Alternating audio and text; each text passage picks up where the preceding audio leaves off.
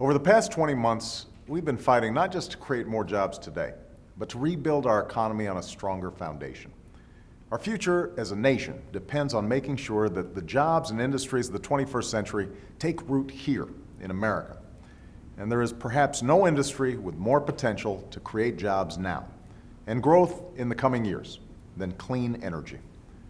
For decades, we've talked about the importance of ending our dependence on foreign oil and pursuing new kinds of energy like wind and solar power. But for just as long, progress had been prevented at every turn by the special interests and their allies in Washington. So, year after year, our dependence on foreign oil grew.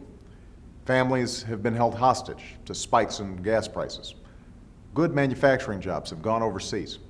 And we've seen companies produce new energy technologies and high-skilled jobs, not in America, but in countries like China, India, and Germany. That's why it was essential for our economy, our security, and our planet that we finally tackle this challenge. That's why, since we took office, my administration has made a historic commitment to promote clean energy technology. This will mean hundreds of thousands of new American jobs by 2012. Jobs for contractors to install energy-saving windows and insulation. Jobs for factory workers to build high-tech vehicle batteries, electric cars, and hybrid trucks.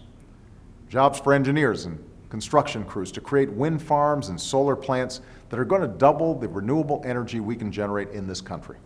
These are the jobs building the future.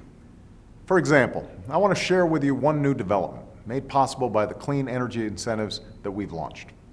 This month, in the Mojave Desert, a company called Bright Source plans to break ground on a revolutionary new type of solar power plant. It's going to put about 1,000 people to work building a state-of-the-art facility. And when it's complete, it will turn sunlight into the energy that will power up to 140,000 homes, the largest such plant in the world.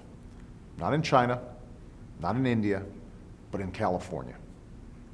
With projects like this one and others across this country, we are staking our claim to continued leadership in the new global economy. And we're putting Americans to work, producing clean, homegrown American energy that will help lower our reliance on foreign oil and protect our planet for future generations. Now, there are some in Washington who want to shut them down. In fact, in the pledge they recently released, the Republican leadership is promising to scrap all the incentives for clean energy projects, including those currently underway, even with all the jobs and potential that they hold. This doesn't make sense for our economy. It doesn't make sense for Americans who are looking for jobs.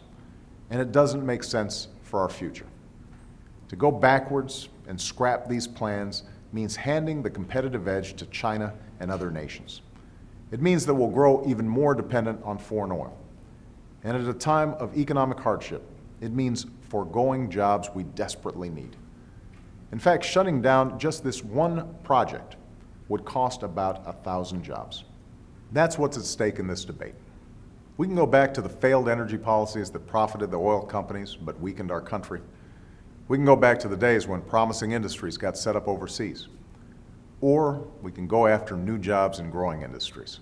We can spur innovation and help make our economy more competitive. We know the choice that's right for America. We need to do what we've always done, put our ingenuity and can-do spirit to work to fight for a brighter future. Thanks.